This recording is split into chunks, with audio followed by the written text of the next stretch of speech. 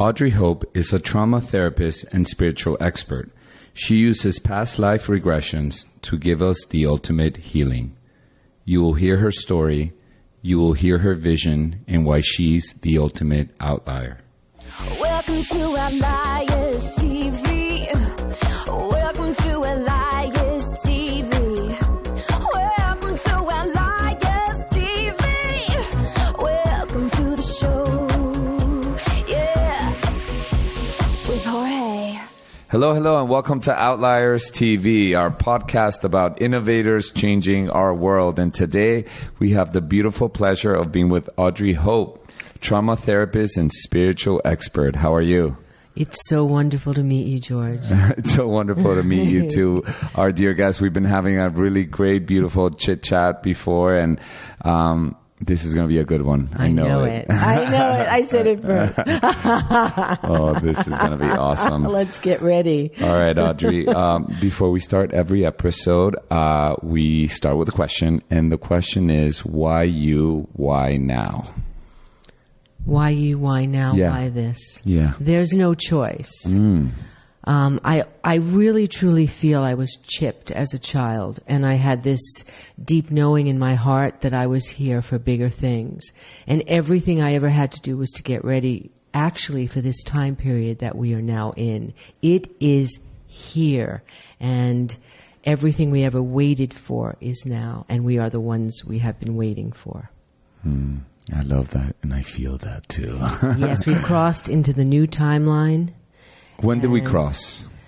We were getting ready. I think a lot of people have been going through a lot of trauma, especially in the last few years, especially last year. And so it's part of the upgrade. With great power comes great responsibility. So if you are targeted, and if you have had a lot of pain, even if you've had abuse, let me give you another perspective on it. It's an honor. You came here to do a lot and to do it all in the graduate class. Yep. You took a lot of classes so that you would get a master's degree. You and hit the ground graduate. running, right? Absolutely. Yeah, I'm such a believer in that, because it's those hard experiences that's the irony, right? The hardship is what creates the character that you want to be. Yes, and pain is yeah. a great opener. Yeah. If we could only look at it that way and understand from a higher spiritual perspective. You know, George, I really feel that we have not been given a manual, the higher manual of the game of life. So my life's work is to give that manual, to help people understand the game of life. And once you understand it, it will go so much easier. If you are a master, if you are on a spiritual journey, you have to know how it works. You will be targeted. Every little issue in you will have to be healed, and you will have to get stronger and stronger. Like the gym. Like you have to use bigger weights. Exactly. Bigger and bigger. So how do you know if you are on the spiritual path? How does one know? Are we all on the spiritual path? Some of us are not awake yet. And but some of us have a knowing, like you've had a knowing, yes? Yeah. That still small voice within. We know there's something major happening in the world right now. Yes. I mean, look at our politics. It's crazy, right? And so even when I work with addiction, it's an amazing opportunity to open the door to great things to happen. You see, where you stumble, there lies your treasure. So all of this chaos and all of this pain is to wake us up. So some people may not get it in this lifetime, but those of us who do will be magnificent. Yeah, you know, I'm sure you've heard this too. I've heard that people that have that addictive sensibility are also highly spiritual, because they're so looking for, they know there's something more. Yes. And in the way, their path of least resistance happens to be the substance abuse to get to that spirituality, right? Yes, and that's why I have had so many wonderful experiences with addicts. Because I've changed their perspective. Stop the shame, stop the guilt, and understand. caterpillar to butterfly. Mm-hmm. It is a chance to alchemize your whole life and change in a moment. And they love it because they see it in that perspective. And so many of them have already hit like these high notes with drugs, right? But it's a dangerous way to do it. But it is about enlightenment. And so with addicts, they come right through the doorway with that new perspective. Yeah. Audrey, when did this calling call you? When did you get on this path for healing? Well, I'm from Brooklyn, as you can tell. Born in Brooklyn and Queens, right? So it took a lot of healing in that subway to deal with the conditions of that. Yes, I've survived the New York subway, right? But I always say that because it's so grounded to come from New York. Oh, yeah. And that has been a wonderful thing for me to lead people into spirituality because I have that realness. Yeah. Like no bull, right? Yeah. So as a child, I'm an actress. I've been an actress. I do a lot of TV. I do my own YouTube show. There's always been that I always wanted to present things, right? It's been in me, that authentic desire to, be on stage and help others. And I think that because I've always worked with amazing teachers, at a young age, I went towards the masters and the gurus. I wanted to be my best self. So while everybody else was hanging out, going to discos, I was off to England and schools and everything. I think it was just always there. I knew I had to become a great soul. My name is Hope, and I had to follow my name. And Audrey also means noble spirit. So with those two, I said, something's up here. Okay. That makes complete sense. I love the focus that you have on PTSD. And in the context of, you couldn't be talking to a better host because I'm such a believer in everything that you do. Hey, it's my thing. And I noticed how there's, I was sharing with Audrey this right before we started taping that I had, are you familiar with family constellations? So a family constellation is this, I've been working with these healers who were kind of removing emotional trauma and physical trauma. And their whole theory is how emotional trauma gets stuck in the physical. So you have to breathe it out, or else it's almost like then people wonder why they're repeating patterns. They're repeating patterns because they're still there. Intellectually, you can get it, but emotionally they're hooked to your body. So we were running through some exercises, and finally she was like, I think we need to do a family constellation, which is this woman who's a psychic, she went through all the different members of my family and uncovered their trauma. So she was like almost like personalizing or being possessed by my grandmother, her mom, her mom's mom, and just kind of little by little dissolving trauma that was existing in this family tree. And she nailed so many things that then I called my sister after. I never knew about she at one point she was like, your grandmother's mom from Peru, she was a witch, she was a healer. And then I talked to my mom, and she said, "Yeah, no one knew that." So that's the kind of work that. So anyway. Well, that was her way of doing it. That was her way of doing it. Yeah, going into the family tree and the family line, the ancestral line is very important. Yeah, because you could be carrying things on your DNA. Yes, exactly. So I want to know about your approach to past life regression. Well, it's really, I was thinking about this, and you can ask me this, it's really about the soul. Okay. What is the soul? What is the deeper things? Why are we here? Who are we? What is earth, right? Right. And so if you heal it just on a psychological level, you'll never get to it. You will repeat the same things over and over again. Yeah. And when I began, I started to see that there were soul things that people were carrying, and I call that the soul wound. And that is the lesson, the root of the root that we carry, that usually gets activated at age 5. We carry it. Yeah. They say up to age 7 or something, or right? Whatever. It's different for people, but it's in that range. Right. That's when it starts to show itself. It really, you can tell a past life if something happens very young. That's when they came in with it. But you have to get at the root of the soul. So I use a soul diagnosis. Okay. So for me, it's more intuitive.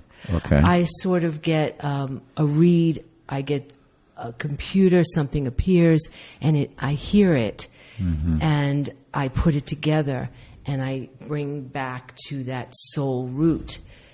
I have so many examples. Just this weekend, I was working with someone that I told my team, I think this kid is going to go to jail. I think it's in his soul line to go to prison. And when I worked with him, I saw, and there was so much in his life of cheating and everything. So it really was in his soul line. And there was so much anger about things that have happened. So it sort of just appears. So I don't really need the regression, although I also work with someone this weekend who was able to pull it up right on her own. She has dreams. And so I just said, let me talk to your soul, and what is your soul? And she just went right to it. The soul knows everything. It's like your blueprint, correct? It's your blueprint, and you know. And nightmares are very much telling, too. So there's signs. The soul gives us signs. And so what I do is try to do it very quickly to get at that root, to see why someone came to Earth and what pattern they keep repeating over and over again, and what is their life lesson. Now, soul regression is putting someone in an altered state and then having them travel there. Yes, that's fantastic. That's a way, but you can also do that faster. The point is you got to get it from all different levels and solve the puzzle of the soul. Sometimes you're here to triumph over a lot of trauma. And the good news is it didn't kill you. So the soul went through it just so it learned, you're not going to get me. So there's many different pieces of it. Yes, is it fun to find out you were a king or a queen or this happened? But what's important is the lesson in all of it and why you are here now with that problem. And so that's what I like to do. It's sort of like a surgeon's precision to find that. And that's my gift to the world, I guess you could say. Right. And when you start working with your clients, per se, right, is it an individualized system, or how do you start? How do you start? If you I say, how are you? What's going on? And then the pain, they'll tell me a little bit about their pain, right? And so then we'll talk about that. And we have to see where it started. So sometimes it comes from this life. You know, if you've been abused or emotionally assaulted or something, you could track that. But sometimes you need to go further. I had this girl who was obsessed with getting ill. She's very young and very healthy, and nothing, no matter how many tests the doctor would show her that she was healthy, she didn't believe it. So I took her on a trip backwards, and there she was. She was in the time of the Middle Ages where she didn't die from the plague, and she felt guilty. And so she came back to that, really to heal the guilt about not getting sick. And there was a whole story around that. But if she didn't do that past life, she would never know from a psychological level. I work with a lot of doctors, and I work with a lot of psychiatrists and all that, and it's very helpful, but it isn't the whole story. I think it's about trying different modalities, right? Yes, and that's what we do at Seasons Rehab. We have different pieces of the cake, which is so important when you heal. You do need all of it. And you were talking about a deep release from the body. That is Elizabeth Kubler-Ross, where you have to go and get it out. Like grief, people who are experiencing grief, you can't just say, I feel really bad, or cry, I lost my parent. You have to scream it out. You have to get it out of your body, or it will make you ill. Yeah. it'll fester and stay there for sure. Absolutely. Audrey, you brought all these amazing papers. I know there's a quiz that you were telling me you created. So I really believe that you can be very common sense about deep spiritual things, right? I agree. Yes. And past lives are really incredible. You can track them just from fun common sense things. So I brought a little quiz for your audience. So here it is. So these are questions that they can ask themselves. I would like them. Just a few. I thought it would be fun, especially in relationships, right? We all need help with relationships. What feels Shakespearean? What feels dramatic? What feels intense? And did you have a feeling when you met that person, oh no, oh no, like, oh wow, like even the soul got a hit. Here we go again. This is not going to be fun. Sometimes you feel that way right away when you meet somebody. So if you have that hit, it could be past. You know what? Something happened today that I work out with this trainer who's a wonderful human being, and about 2 weeks ago he was telling me that. I don't know. And actually, that's what sold me to start working out with him. It was our third session, and he just leaned over. He was like, "Hey, can I be vulnerable with you for a moment?" And I'm like, "Yeah." And he's like, "Oh, I've been dating this girl, and we haven't really connected in a day. And I was feeling so paranoid and anxious. And she just texted me right now, 'Hey, baby, I miss you. Can't wait to see you.' And I felt his relief, right? I felt his peace based on that. And then I ran into him we worked out this morning. He's completely bummed out, and he said we broke up, and right. And then I thought, what's interesting? It's almost like life gives us that lesson when our happiness depends on someone outside of us so much. That's such bad news, because that it's gonna flip. And it's almost like our peace is dependent on something other than us. So I don't know. I was very dangerous. Very dangerous. I was thinking, well, I think the healthy and unquote relationship is the one where nothing is maybe too overwhelmingly, excitingly happy, but then when it comes down, it's not. What do you think about that? Well, first of all, I want to say regarding your question about how do you know you're on a spiritual path. Yeah. Let's just say you say to the wind, I'm ready to have a better life. Okay. Right. I want to keep it New York and down to earth. Everything you need will come to you. Let's say you want to meet your soulmate. Yeah. And you say to the wind or to God or the universe, let me meet my soulmate. You have to get ready and absolutely open your arms and your hands to what comes, because everything you need to find what you asked for will come. If you need to, whatever you need to heal will come to your front door. So all you have to do is show up to what comes, and that's a quick way to watch the path. So this girl in your trainer's life was very significant. There's a lot there. If he wants to find real love, he has to look at his vulnerabilities and what happened, and to go through that if he wants to have healthy love. And yes, we all want balance. But in relationships, that's not how it works. That's only the first stage. I call it the first stage. It's the blindness stage, the honeymoon stage, right? But relationships will eventually bring you to your soul issue. Yeah. Eventually, you will come to your soul issue hits mine, and it might be madness.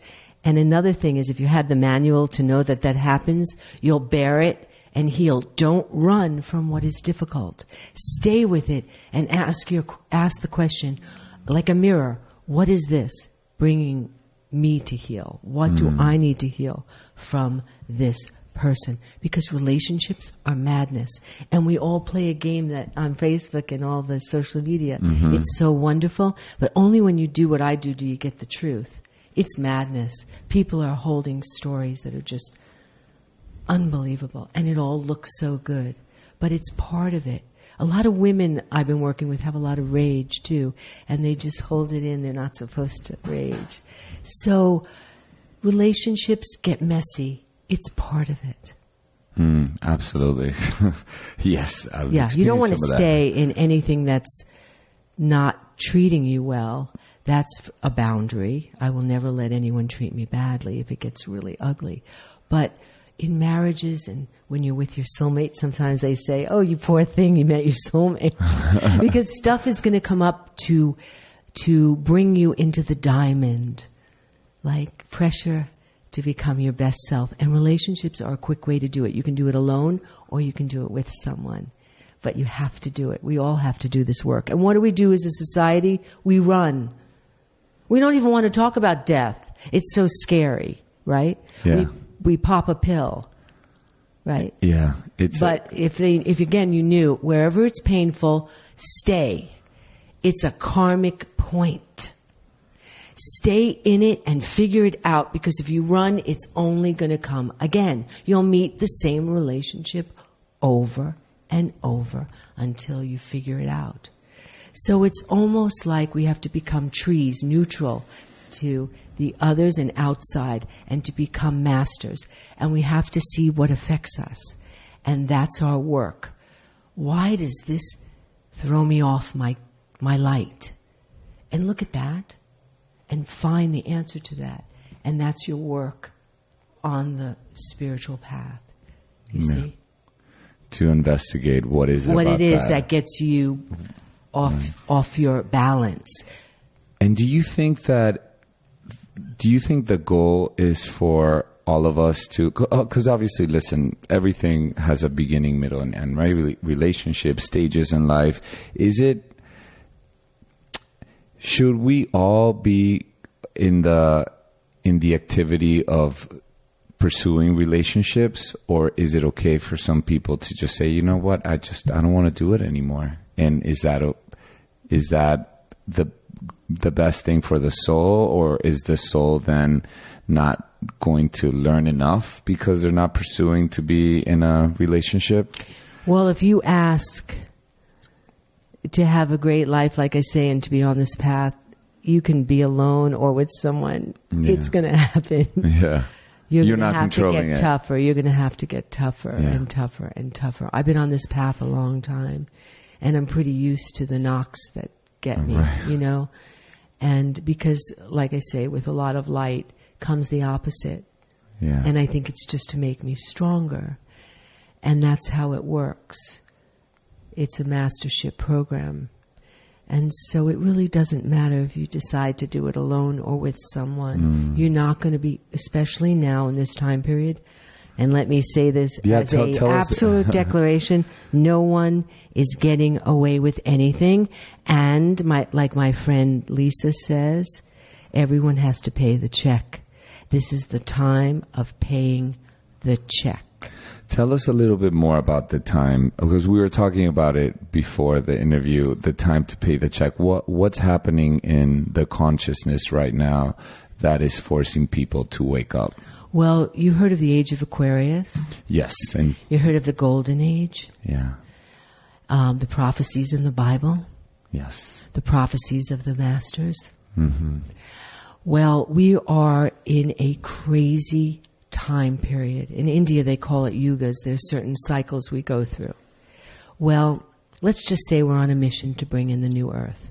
Well, when you heal, you can't be nicey-nicey. Everything has to come out into the open, right? Right. When you do family therapy, marriage therapy, it could get ugly. Mm-hmm. The nicey-nice will take 20 years.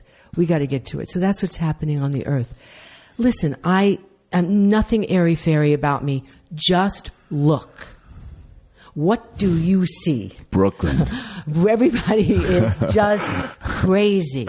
It looks like everybody's enraged on the streets protesting. Well, where have we been? Asleep?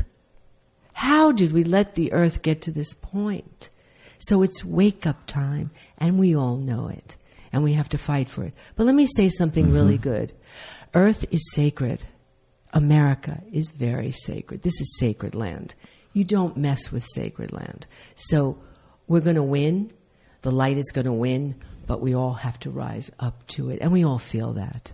We all feel that. It's not just waiting anymore. We all have to take a stand. Yeah, and you know, I agree. To add to what you're saying, I look around and yes, there seems to be a massive amount of contrast, right? I mean, we see it without getting too political in our political system, and but it's perspective, right? Because, you know, I got to say, even when I saw all the, for example, all the Democrat candidates, right? And I see Marianne Williamson, who, for you guys out there who don't know, she's a motivational speaker, a follower of, you know, spiritual studies, and Course in Miracles. Course in Miracles, right, being her big thing. And to watch her talk about ways, you know, everybody got their 2 minutes to say their pitch, and then hers was, you know, had the word love in it, and it made me so proud of our times, because regardless of where she gets, as far as where she gets to, that conversation's still now in an arena that never used to be before, and that's a good sign, don't you think? Yes, I interviewed her on my show Real Women many years ago. And she said she was the first. She was a pioneer. She knows she was the first one to move. I mean, come on. She was speaking up before anybody was. So she knows she's a pioneer. And she was also ready for this. Oh, yeah. You know, she was ready for this to be the one to lead the ship. Yeah. So God bless her. God bless her. And, you know, and we're seeing it in not just our political system, but I mean, if we look at what's happening in pop culture, right? What Harvey Weinstein started was the movement that now you're seeing echoing through everywhere, where women are a lot more prevalent now on films, and they're having discussions about wages and minority women, and I think it created a movement that it's almost like he was the catalyst for something that needed to happen. Well, that's very profound of you to say, George, because the truth is the women's movement is a very spiritual thing, because if you look at the history, his story, men have taken the goddess down. It's a fact. The records were hidden. All of her history has been stolen. So the reason why the women have to come up and rise up is because there's been so much taken from them with the patriarch. Yeah. And so it's a spiritual thing to raise the women up, so there's balance and equality. Because if you kill the women, then you kill the spirit in all of us. You know, the Kundalini energy inside of us is a feminine energy. And the woman always, you know, she represents that, the mother, the nurturer. So if you kill the woman and you silence her and you take over, that's why we have all these wars and all these problems. So it's a very important thing for the feminine to rise up. It's part of the golden age. It's one of the things that has to happen, which is one of the reasons why I started Real Women years ago, was to tell women, do you know you're brainwashed? That's all I wanted to do was go on. Do you know you're brainwashed?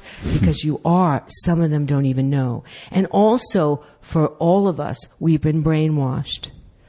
Deeply brainwashed to not understand that we are the ones we're waiting for. We're looking for a Messiah. We try to be good enough for God. We try to deserve God. What a conspiracy that is. The truth is, like Dorothy in The Wizard of Oz, we already have the shoes. So you were asking, what is my goal for this podcast? Is to let everyone know they have the shoes. Do not buy into the BS that you have to wait for anyone. We are the light, and it is time for us to know it. We are all our own gurus. And don't buy into the shame and the guilt. I better be good. I have to be good. We already are what we seek. And that is the greatest truth. Imagine if we knew I am that I am, all of us. We would be able to manifest with energy and move this world if we knew we had magic wands. And we do. Amen. I hear you. You're going to get a pulpit, please. No, I'm such a believer in everything that you just said. And I'm interested in... So, you know, obviously we're all dealing with our conditioning, right? Our conditioning that, in my opinion, is partially nature, partially nurture. You know, it's this, I like to call it like the Audrey Hope action figure. That's like dealing with, the other day I heard a really good quote from Amy Mann, the singer. Yeah. She said,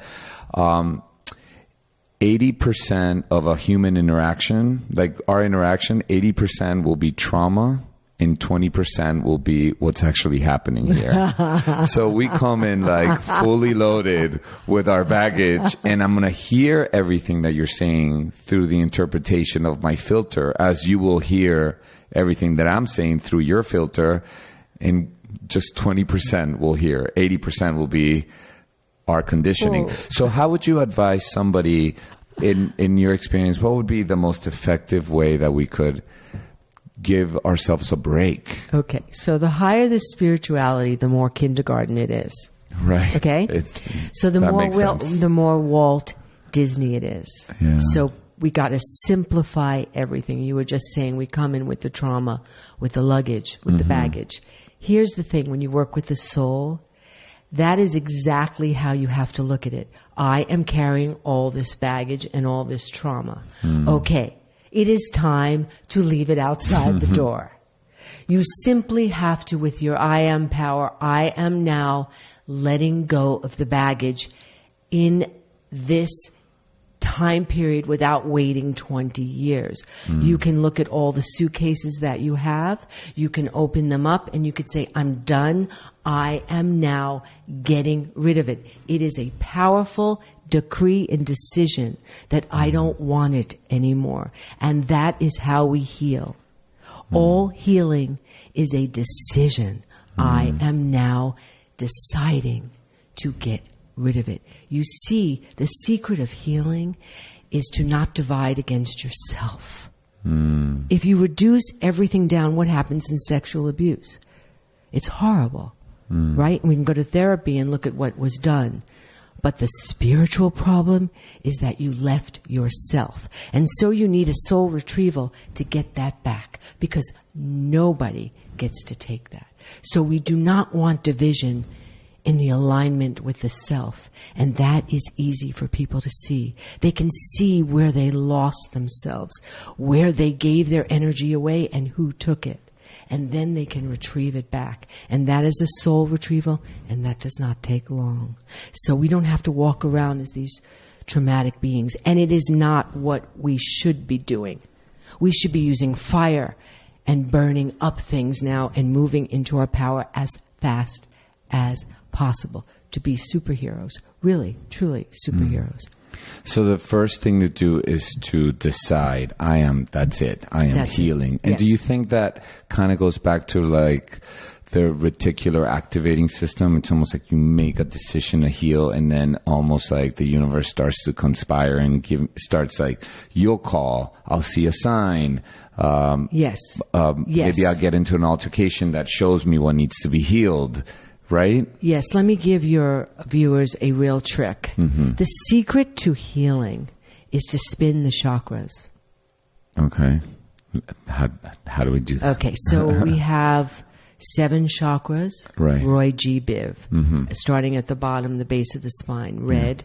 Up is orange. The stomach is yellow. That's just a way to look at it. Green is the heart. They're all circles. Blue is the throat. Light blue. Indigo is the third eye, and the top of the head is violet. Let's just say, just for the sake of representation, sacred geometry.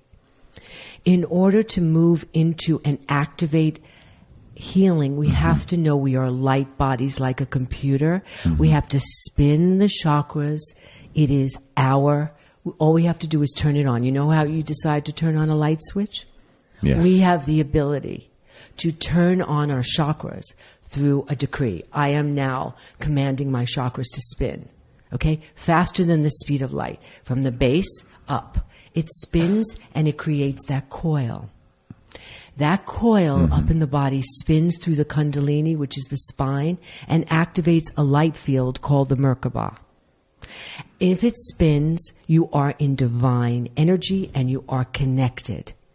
And we must always connect like we connect our phones. We have to get source power. If you plug in everybody one at a time, which is my wish, plug in, never unplug.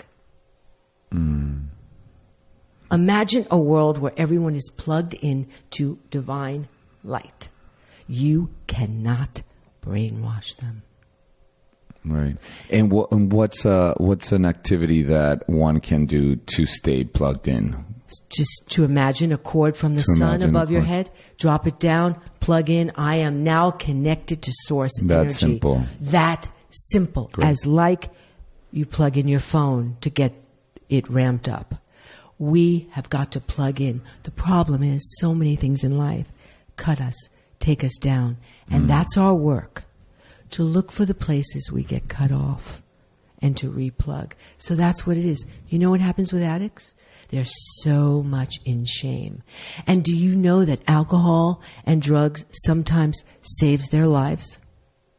Yeah, I believe so. If they've been in trauma, it saved your life. So how's that? They go, really? I don't have to be in shame. Shame is very dangerous spiritually, because what it'll do, it will turn you against yourself. And you never want to do that. It's the secret of everything. Politics too. Divide north and south, east and west, all the people, black, white, and you can take over from the top. It's a major trick. Don't ever shame yourself or criticize yourself. That's actually rule number 1 in spirituality. It's so interesting what you're saying. And dear listeners, I was sharing this with Audrey before we started taping that, my dad passed away on Easter, and he, his medication of choice was alcohol. And I see it as, yes, he was living with so much pain that he was numbing. So I hear what you're saying. I think that the alcohol actually allowed him to have peace of mind until he passed. Because if he didn't, if he had to face life being so lucid without the tools, then it would have been just too painful. See, changing the perspective? Yeah. And we need to do that. Yeah. We need to change the perspective on things. Yeah. So funny. I'm just thinking of people that are so dear to me, that I love so much, that I think like, oh, he should drink less, but it's like, no, but this is the way that he's coping with things that I have no idea. But if they did the healing, they wouldn't need the alcohol. Yeah. You see? Yeah. Of course, there's a chemical piece to it. Right. And that has to be honored too. Yeah. But to do the healing, you can't avoid it anymore. You see, that's what people need, to look at themselves. They say when we die that we do a life review. Damian Brinkley, who wrote the book Saved by the Light, he was hit by lightning more than once. Did you know about him? Wow. Wowee. And just recently had a heart attack and went again into, died. I think they even rolled him into the morgue. I don't know if that's true, but okay. So I brought evidence. I did a lot of research on past lives. It's so fascinating to be able to prove past lives. I've heard the life review thing from incredible sources as well. How about a blind person who dies on the table, pronounced dead, goes up over their body and starts to see, then gets revived and tells the doctor what they see, and they're blind. Wow. Yeah. Okay. So where is consciousness? Is consciousness in the brain? We might be missing everything. It's maybe not, the soul is not inside the brain, right? So what do you say about something like that? Or what do you say about a man like Damian Brinkley who's passed over? He said he had to feel the impact of absolutely every person he's hurt. So people are confused. They don't understand that we come in as free beings and we decide what we want to work on. But what happens is we forget. We get sucked into the Maya and we forget. Yeah. But it's almost like you pick college classes you want to take. Well, we pick classes, what we want to take. It's all what we want to learn. You see? So then we go and pass over. There's been so many people who didn't want to come back. They said it was so amazing. This one lady who had children didn't want to come back. She said it's so incredible because I guess you're just in the light. and that force field, and you've had a guru, I've had a guru. It's incredible to be in the vibration. You see, people are in churches and they're talking about faith, which is beautiful. Mm-hmm. But when they sing, they get the vibration of the music. That's closer. Nature, close to it. It's a vibration. God is a vibration. And it's important, like Tesla and Einstein said, everything is energy. So we need to live in a divine vibration. So if we think of our bodies as computers, we are to turn it and spin it to 0 point. Reboot the computer so we're not carrying the baggage, because we get so addicted to our story. And I always say, who are you without your story? Who are you? Are you from Brooklyn? Who's your mother and father? Who cares? The true story is you are the light. And when you become a butterfly, you don't need the caterpillar anymore. And that's the truth. The goal is to move into the light and let go of all the other stuff. It's not important. Audrey, why do you think we come back? Do we come back because we're not done, or is it just... That is a great question. You're talking about the time period. Mm-hmm. So many light workers and masters came back now. So maybe there's a time. There's a time we all wanted to. We knew it was going to be hard. We knew we were going to be tested, initiated to bring in this new age. And all of us who are enlightened, we have jobs to do. And we must rise to it as quickly as possible and let go of the pain and live in that radiance, because we are needed. You know what? You asked me a question before about my dad and what gift he gave me, right? As far as... and the conversation of service has gotten so potent in my life since his passing. And actually, I wrote a keynote speech called "The Marrow of a Father," which is it chronicles 3 big events that my father and I had. And at the end, what he left me with is realizing that that we need each other. We need this life's hard, and without each other helping us through it, it's just too tough.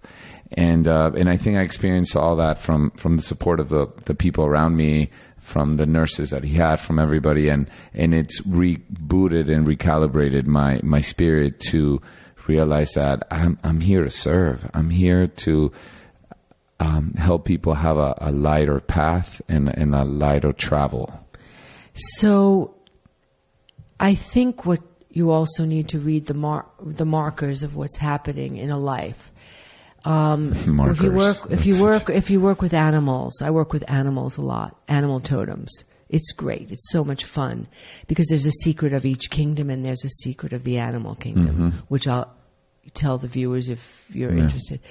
But it's very important to, I just lost my train of thought. I got off on the animals. What was I just saying? About service. About the markers. Okay. So the markers are a snake. Let's just say you see a snake. That is no accident. Snakes represent full transformation. If everything is moving out of your life, if people are dying, you're being asked to move, and things are leaving, that is a high thing. That means that a lot is happening because it is called transformation time, and is now time to step into major change. So if your landlord comes and says, sorry, this house is going to go, that's because it has to happen, because there's a change happening, and it's a karmic point of major. You have to step up major, and you have to look for that. Let's say you have a divorce, you lose your job, you move to a different city, and someone dies all at once. You are, if we look at it astrologically, there's a major point, maybe a Saturn return of something major.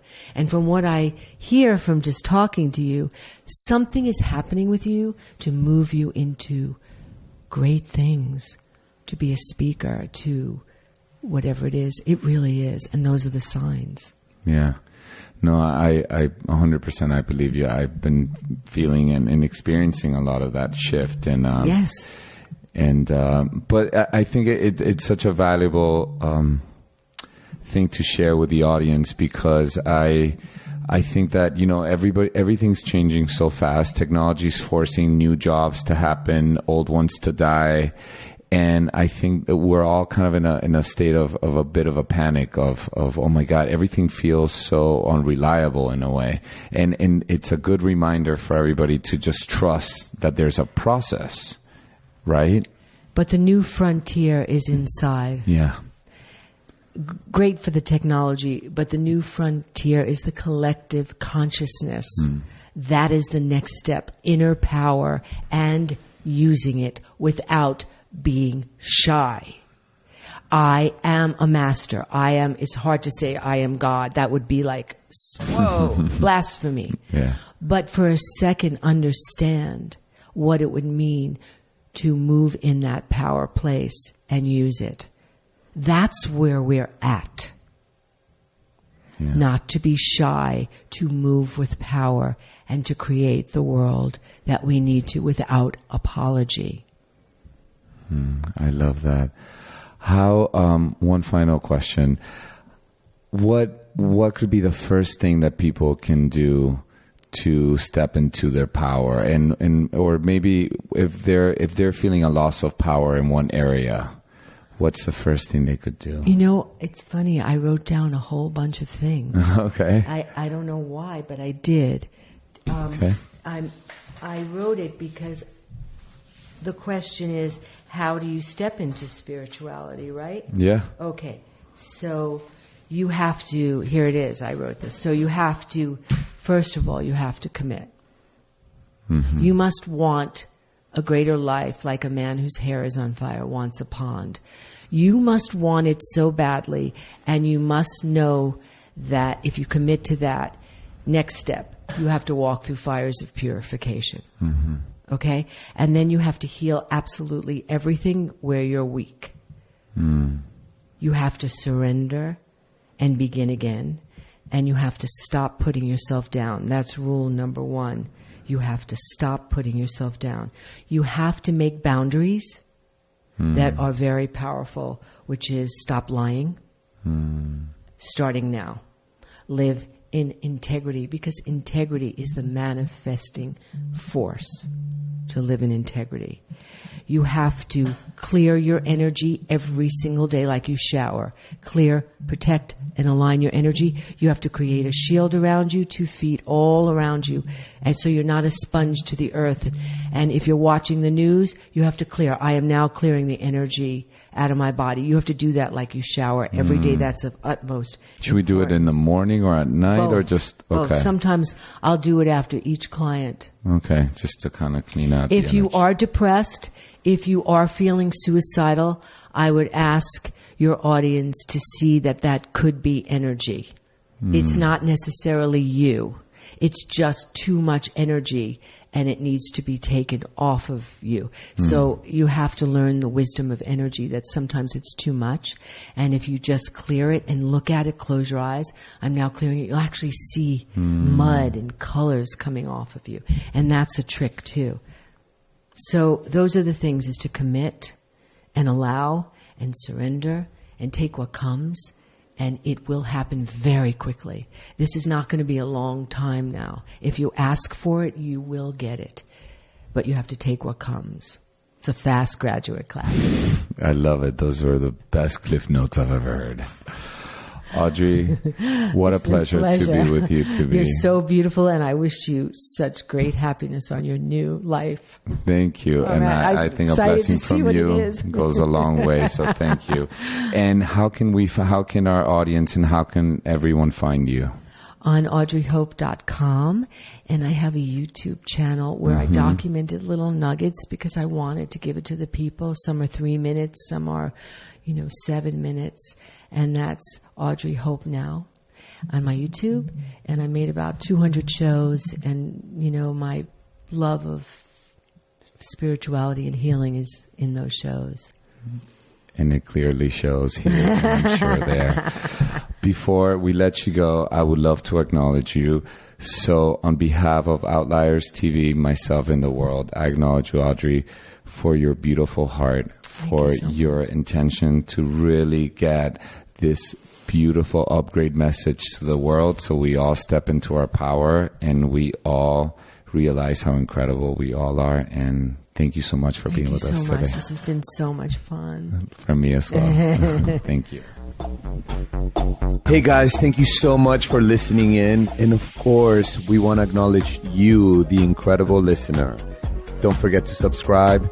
Namaste.